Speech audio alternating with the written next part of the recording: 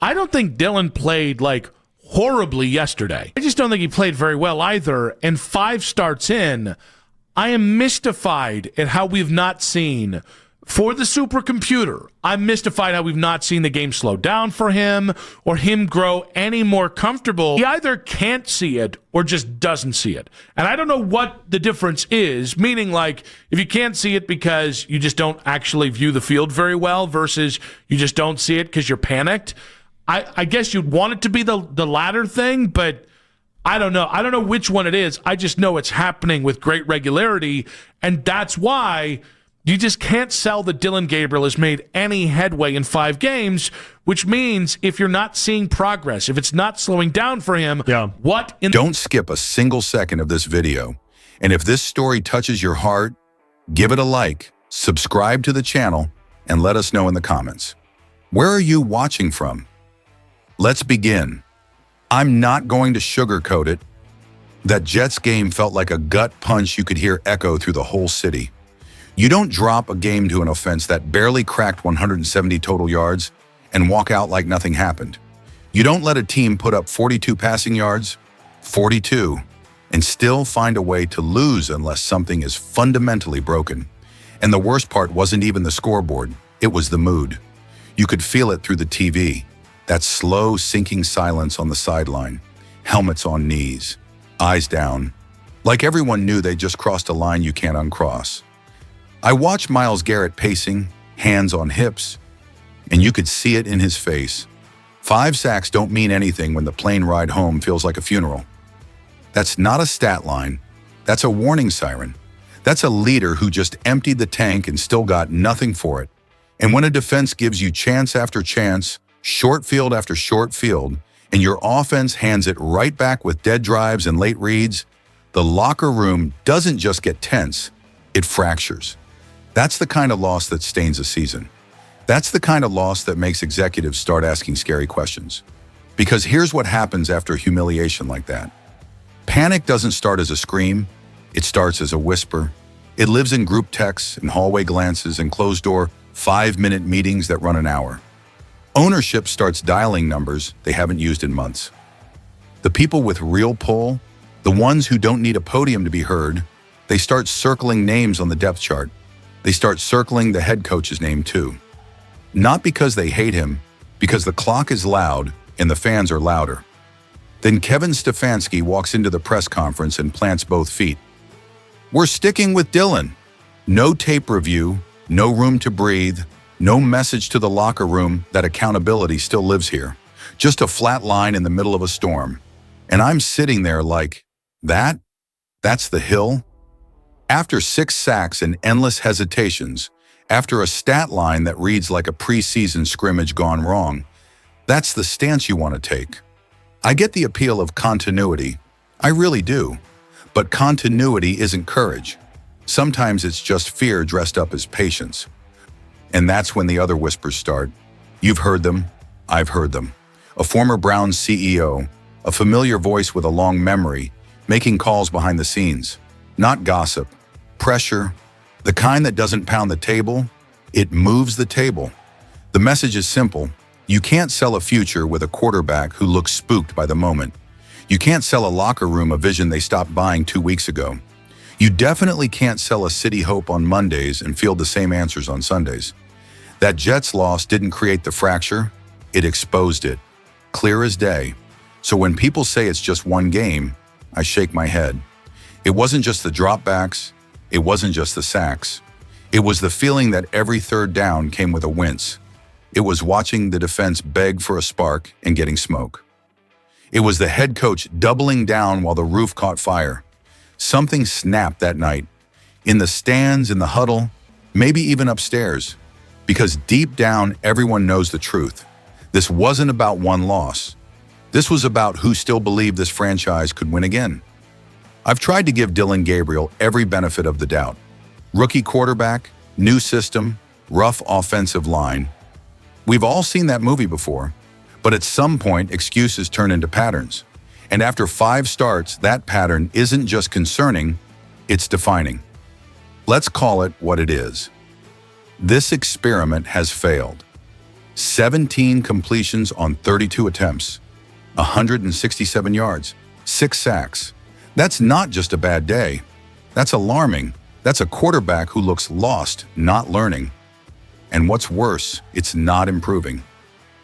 We're 5 games in, and Dillon looks like the same kid from week 1, maybe even less confident. The field looks too big for him. The reads are late. The pocket presence, non-existent. You can see it, that half second of hesitation before every throw, that twitch in the feet that says he's waiting for the hit instead of anticipating the route.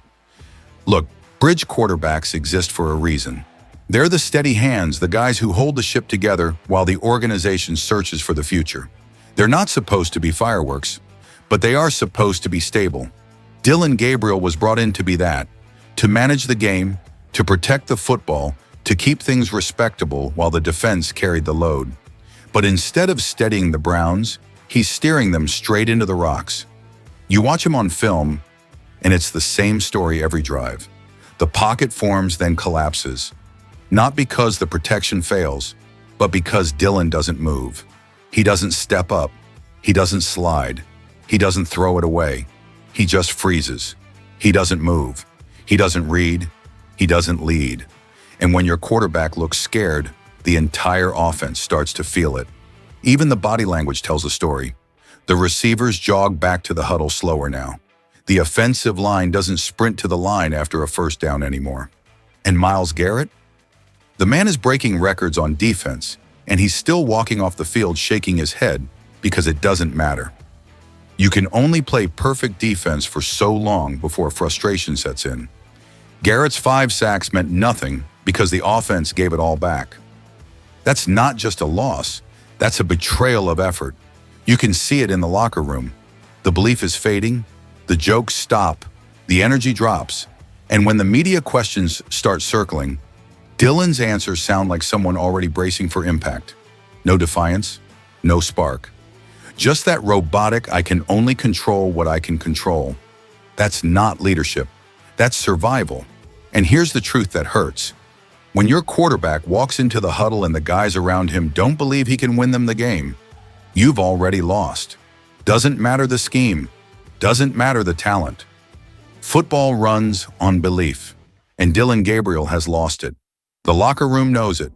The fans know it. The front office knows it. So yeah, this experiment, it's over. The numbers, the film, the vibe, it all points to the same conclusion. Dillon Gabriel was supposed to be the bridge. Instead, he's become the reason the Browns are drowning. You can't lead a team when you've already lost their belief. Kevin Stefanski is standing in the middle of a storm, and the worst part is, half of it is of his own making. This isn't just about Dillon Gabriel anymore. This is about a head coach caught between loyalty and survival. It's about pride versus reality, about a man trying to protect his system while the foundation beneath him is collapsing in real time. Let's be real here. Stefanski's entire reputation has been built on control, precision, measured decisions. He's not the guy who yells on the sideline or throws a headset when things go wrong. He's the guy who believes in sticking to the plan. In continuity, he's said it 100 times. You don't rip up a seed before it can grow. But here's the problem. What happens when the seed never sprouts? What happens when the fans stop seeing patience and start seeing stubbornness? That's where Cleveland is right now. Because while Stefanski's busy defending his process, people behind closed doors are starting to move without him. Sources keep whispering about an ex-Browns CEO making phone calls, stirring the pot, lighting a fire under the front office. A guy who's not in the building anymore, but still has enough pull to shake the walls. They're calling him the ghost in the boardroom because even though he doesn't have a title, his words carry weight. And what he's reportedly saying is loud and clear. Dillon Gabriel is not the answer. And if Kevin can't see that, maybe Kevin isn't either. Now that's a dangerous message for any coach, because once ownership starts entertaining those kinds of thoughts, it's no longer about X's and O's. It's about trust. And right now, Stefanski's running low on that. He's watching his locker room fracture, his quarterback sink, and his name being dragged into every hot seat conversation on talk radio. The fans are restless. The players are frustrated. And the only thing keeping him afloat is his belief that his system will eventually work, even though the scoreboard keeps saying otherwise. Compare this to what other teams are doing. Houston didn't wait. They saw something special in C.J. Stroud and gave him the keys immediately. No hesitation. San Francisco moved off Trey Lance the second they realized Brock Purdy fit better. They adapted. They evolved. Meanwhile, Cleveland's out here running the same playbook, hoping a square peg will finally fit a round hole. That's not development, that's denial. And denial is deadly in the NFL. Because this league doesn't reward patience, it punishes it. You can't keep losing games while preaching process. You can't keep telling fans it takes time when the time for excuses ran out weeks ago. Every snap Dillon Gabriel takes, every press conference where Stefanski doubles down, the message to the locker room gets louder. The head coach is protecting his pride, not their season. That's the real Stefanski standoff. It's not between him and Dillon, or even him and the fans. It's between his philosophy and his future. He can keep betting on the idea that consistency will fix everything, or he can face the reality that sometimes consistency just means repeating the same mistake. And right now, that mistake is still under center. Because at this point, every game Dillon Gabriel starts isn't just another loss. It's another nail in Kevin Stefanski's career. You can feel it. The city's running out of patience. The fans are tired of excuses, tired of empty promises, tired of watching the same script repeat every Sunday. But somewhere out there, there's a spark, a name that makes people sit up again, a name that feels like hope, Shedeur Sanders. And the thing about Shedeur is, you can't fake what he's got. The poise, the calm, the ice in his veins kind of confidence that doesn't come from stats. It comes from moments. Go back and watch him at Colorado. Fourth quarter, down 2 scores, defense bringing the house. He never blinked. He didn't panic. He didn't flinch. He executed. He delivered. That's the difference between a kid trying to survive and a quarterback built for the storm. You put Dillon Gabriel in that same moment, he freezes. You put Shedeur there, he fires. That's the split-second difference between another field goal and a game-winning drive, between another letdown and a statement, between a quarterback who reacts to pressure and one who thrives under it. And this isn't just about football ability. It's about presence. When Shedeur walks into a room, he owns it. When he takes the field, the energy shifts. Players lock in. The crowd leans forward. You can feel belief starting to come back. Cleveland hasn't had that kind of aura at quarterback since, honestly, who? Baker for 5 minutes? Before that, you'd have to go back decades. Browns fans haven't believed in a quarterback, truly believed, in a long time. And Shedeur Sanders brings that back instantly. Because Shedeur isn't just a quarterback. He's a brand. He's marketable. He's exciting. He's the type of player who makes kids in Ohio wear his number to school, who makes fans who swore they were done with this team tune back in. Cleveland doesn't just need a quarterback. It needs a star. Somebody who can make you believe on Sunday and make headlines on Monday. Somebody who can make the dog pound feel alive again. He's got the charisma, the confidence, the background, the name, and it's not hype, it's substance. Every time he's been doubted, he's answered. Every time the moment got big, he got bigger. He's not afraid of the spotlight. He's built for it. That's why the thought of Shedeur Sanders in Cleveland doesn't just excite fans, it energizes them. It gives this franchise something it hasn't had in years, identity. Because Shedeur isn't just another rookie or another maybe. He's something Cleveland hasn't seen in a long time. Belief personified. He's what happens when talent meets swagger, when preparation meets passion. He's the kind of player who can flip the narrative overnight. And that's why the talk around him isn't just football talk anymore. It's cultural, it's emotional, it's personal. You can feel it from the fans to the front office. This isn't just about fixing a broken offense. It's about reviving an entire city spirit. Shedeur Sanders represents the one thing Cleveland has been chasing for decades: hope. Because Shedeur isn't just another quarterback, he's a movement waiting to happen. This is it, the crossroads, the point where talk doesn't matter anymore. Only action does. Because right now the Cleveland Browns are staring at a mirror, and the reflection isn't pretty.